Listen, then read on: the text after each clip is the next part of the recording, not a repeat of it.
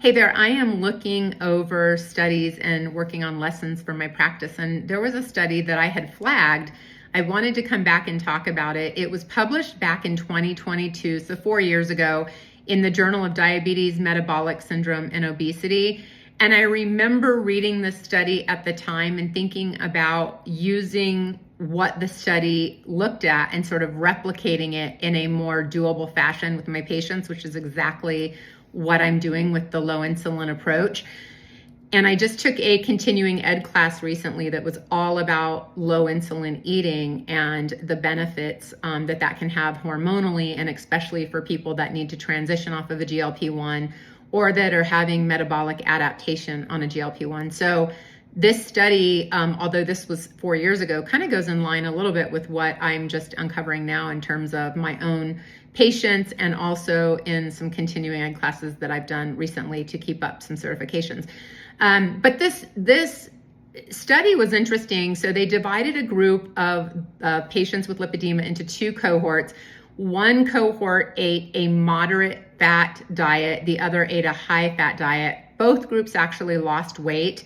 One group did lose more, but I don't know that it was really statistically that significant. But what was really interesting is that the group that ate more low insulin had better loss of circumference in the areas where lipedema was present. I think that's pretty interesting. And in thinking about the reason that that would be, insulin is the driver in fat storage, right? And then you have this downstream effect when you have a high insulin producing diet, and which is foods that are more processed, carbohydrates that are impactful and not attached to fiber or balanced with protein.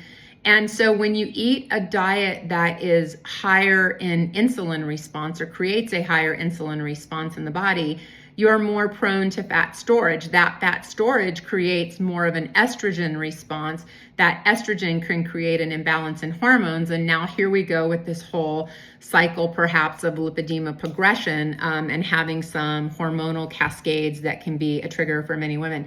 So I think this is interesting because eating a low insulin diet is not what a lot of people think. Eating a diet that is very high in fat obviously has a lower insulin response, but most people don't need to be that strict.